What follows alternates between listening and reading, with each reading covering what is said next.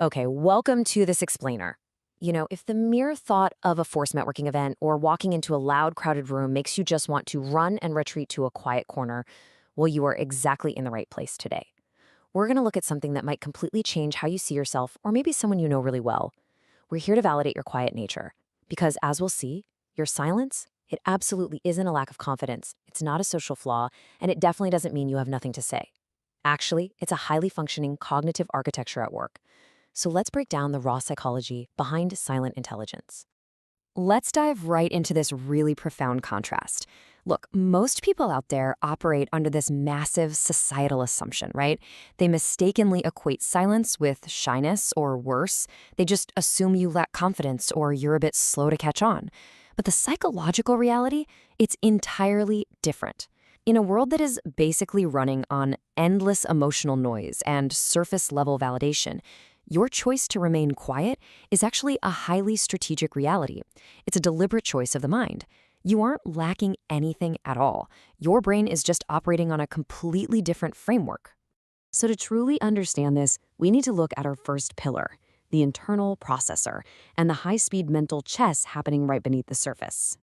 Here is the crucial point. Highly intelligent people almost always verbalized internally before they ever actually open their mouths to speak. While a lot of folks will rush to talk just to fill an awkward silence in a room, high IQ individuals, they pause.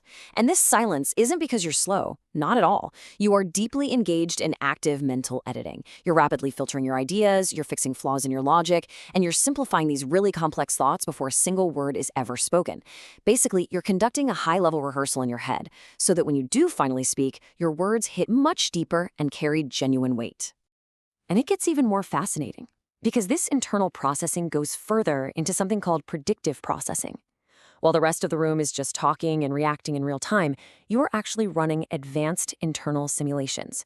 It's kind of like a form of strategic overthinking where you are imagining how different responses could completely change an outcome.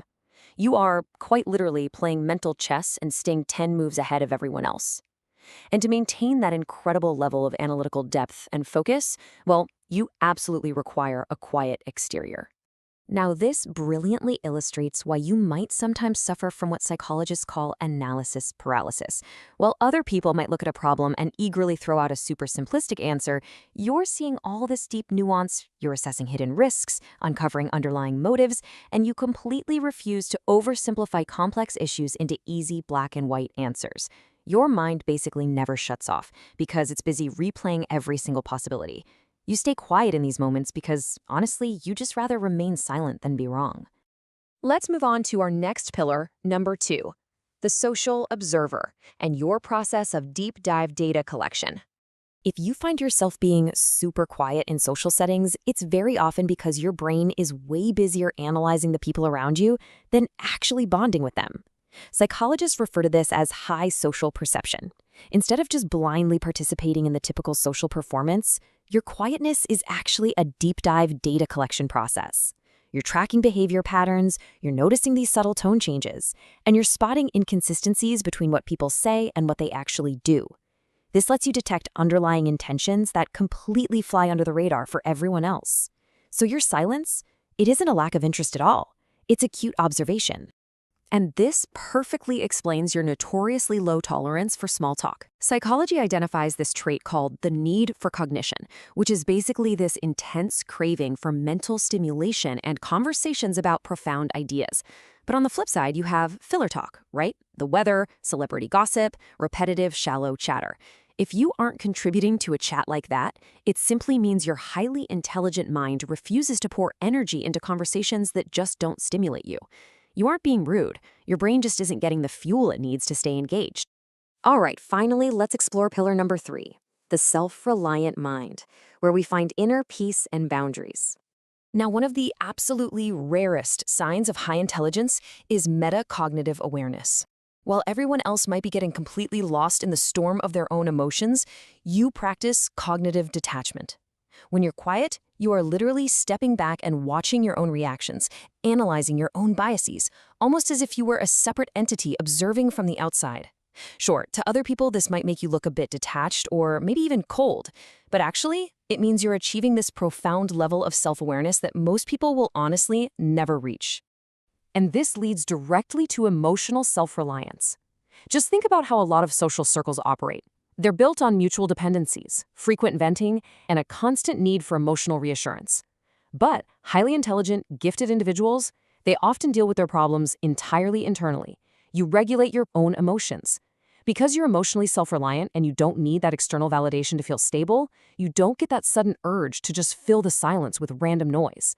Your silence is simply the healthy boundary of a mind that is already completely at peace with itself. You're totally self-contained. Which brings us to number 4, a rare cognitive gift and the raw psychology of your mind.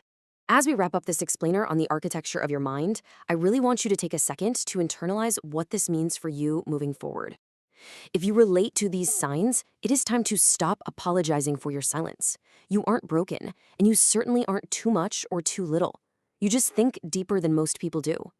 Psychology makes it absolutely clear that your mind is not some sort of curse. It is a rare, beautiful gift that completely thrives when it's placed in the right environment. Real genius, it isn't about being the loudest person in the room or sounding smart by constantly chattering. It is entirely about the way your mind operates, filters, and analyzes everything beneath the surface. So, I want you to reflect on your own experiences with this psychological superpower. Have you ever been told you're too quiet by people who just didn't understand the complex mental chess you were playing? Drop a 7 in the comments if society has ever misjudged your quietness. And hey, hit subscribe to keep understanding the raw psychology of your brilliant mind. I'll leave you with this one final thought. If silence is the sound of a mind building empires, what exactly is your quiet mind constructing right now?